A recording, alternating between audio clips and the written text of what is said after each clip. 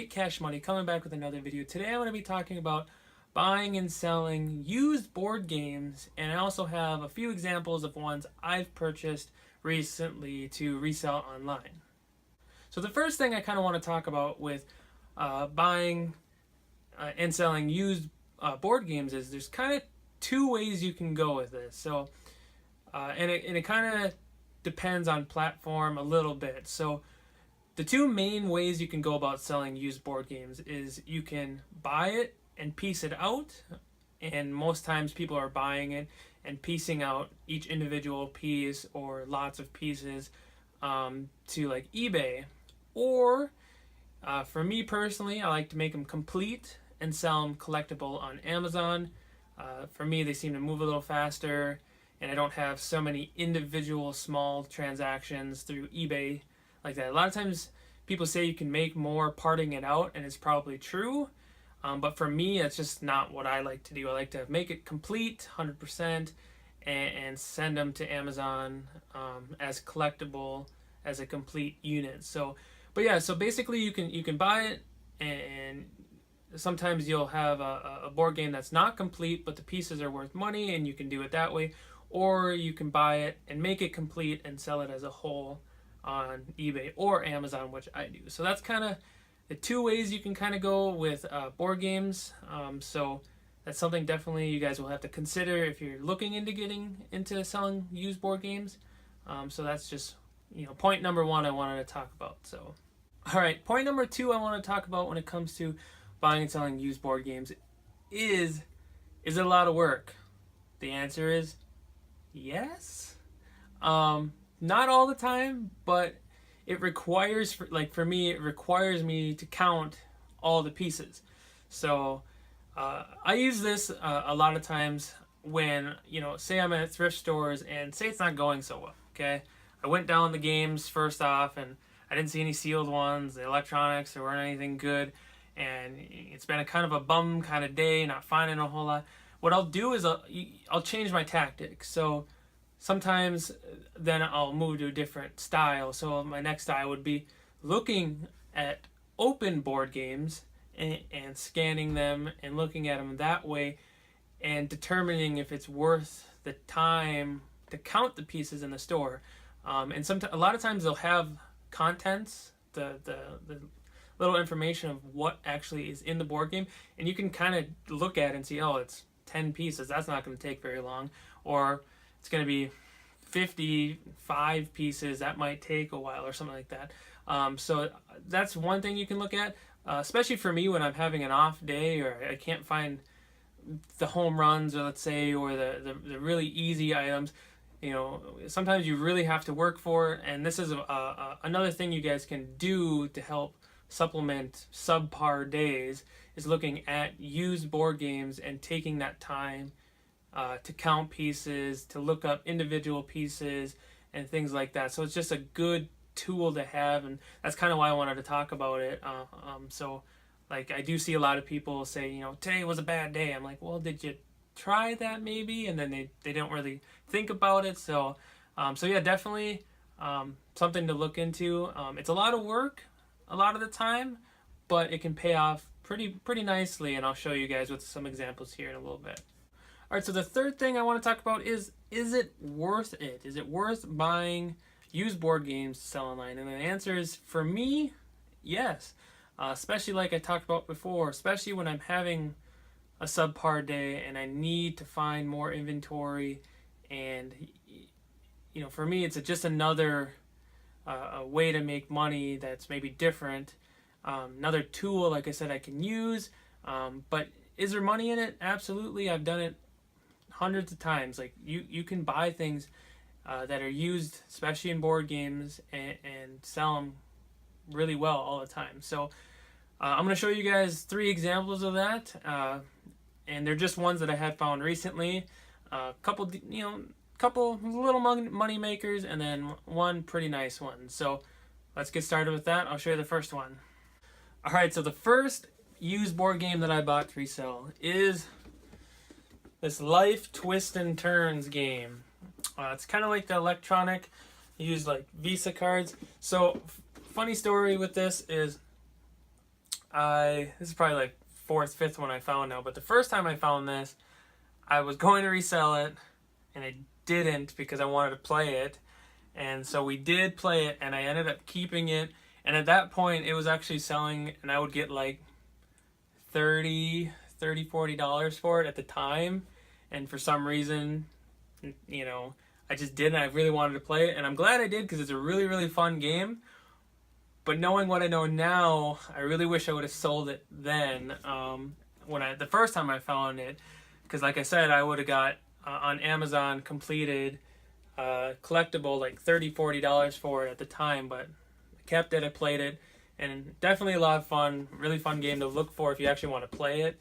But right now, there's a lot of people on that listing now, and they only bring in about $11-$12 completed, all said and done after fees. Kind of not a lot of money, but like I said, when you're not having a good day and there's really not that many pieces, it's like the one main piece, the board, a couple other things. I mean, there's a few, but it's really not that hard to count. The contents are right there. It takes you 10 minutes, 10-15 minutes, let's say, and it cost me $2 at a Goodwill, and boom, you make $8 and it sells, especially Q4. All board games sell really well. So but yeah, that was just one. Like I said, I know it sells, and I've sold it a bunch of times, so when I saw it, I grabbed it, counted the pieces, and then here we are. I'm going to send it in and sell it from there. So like I said, not a huge money maker, but it supplements when you need it. Little $5-$10 here pays off a lot of time down the road. So. All right, so the second one I want to talk about is, I kind of got to represent my shirt here, is Harry Potter Clue. So one thing you guys want to look out for is any of the mainstream games like Clue, Operation, any of those, things that have some sort of addition to them. So this one is Harry Potter edition. So that's kind of like a red flag or a flag you guys should be looking for. Anything different than its regular style. So like this one, like I said, is Harry Potter Clue, which is a freaking really fun game. On the back here, these little tiles here, they turn kind of like the staircase at Hogwarts, and super fun, different style of Clue. Definitely changes the game a little bit. But yeah, like I said, you want to look for anything that's some sort of addition.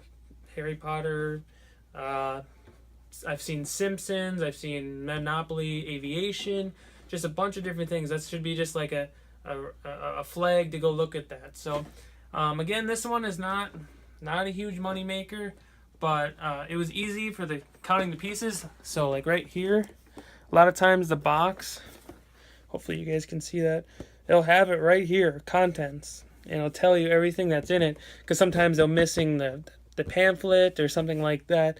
So just look on the box. A lot of times, like I said, you can look at this and be like, whoo, that's going to take a while, and I'm not going to do that. Or you do, and you buy it. So this one, like I said, isn't a huge money maker, just a really fun game, and it sells well. This one is right around $12 to $15 on any given day after fees on Amazon Collectible. Like I said, another kind of small little money maker, but it does sell, and when you need it, you need that supplemental item. If you're not finding anything at the thrift stores, then it fits perfect, and give it a nice stretch wrap and put a label on it, and she's out the door. So just something to look up for. Is definitely, like I said, look up for anything out of the norm in like additions wise. That's just a really easy thing to remember. So that's why I'm kind of letting you guys know, like Clue, Harry Potter, interesting, or Clue, Simpsons, okay, anything like that, definitely look at. So yeah, that was just another one of those items. All right, so the third board game I want to talk about is a really good one. For whatever reason, I think it's like the first edition of it. Super expensive game, especially if it's new sealed, but it's still really good money used. So this board game, funny story is this, I went to a Savers, and I've sold this game new before, so when I saw the end of it, I instantly knew what it was, and I booked it over there. I'm running over there, snatch it up, put it in my cart, and I look. It's probably like 5-6 feet down. There was another one, so I ran over there and grabbed it, and both were complete. Had every piece it needed, everything, which is so weird because normally, you'd expect, because this one has a lot of pieces, like 1 or 2 pieces to be missing out of one of them. I was thinking, I'm like, buy one, I'll be able to make one complete, take the rest of the pieces and sell them on eBay. But they were both complete, and all right, I'll show you the game. That game is Settlers of Catan or Catan, whatever. But super expensive game. I have not played it yet.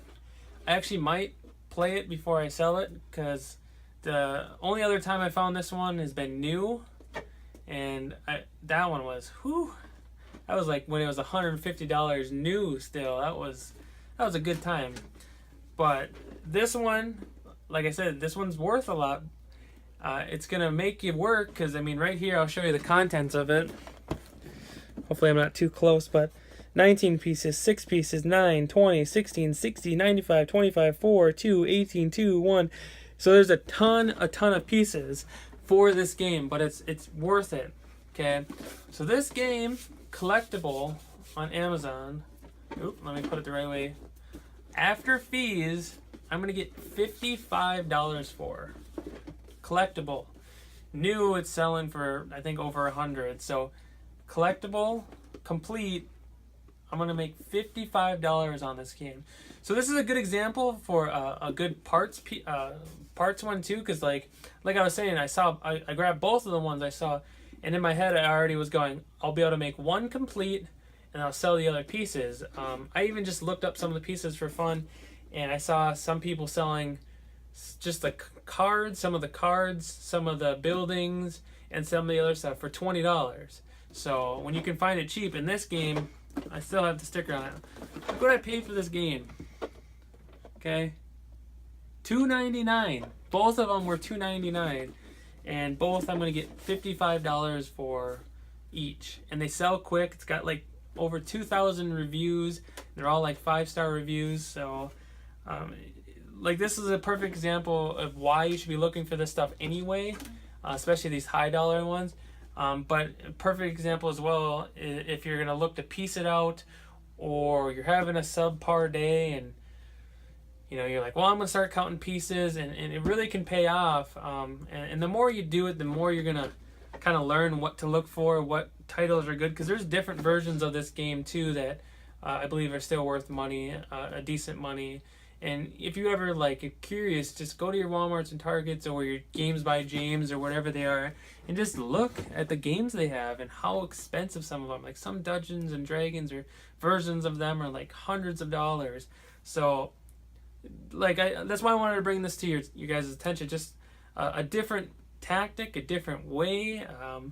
Maybe that you didn't think of before, or you didn't think it was worth your time. These are just kind of some things I wanted to bring up with you guys so I could show you. Maybe you can learn something. So, but that's kind of all I got for you guys right now. So if you could leave me some likes, some comments, it'd be cool if you can subscribe so you guys can see more videos like this. Definitely leave me some comments. Tell me anything. Say, oh, I had a great day. Cool, I want to hear about it. Or you suck, go away. That'll work too. I just want to hear from you guys. Definitely leave me some likes. But yeah, thanks for watching, guys. Cash Money out.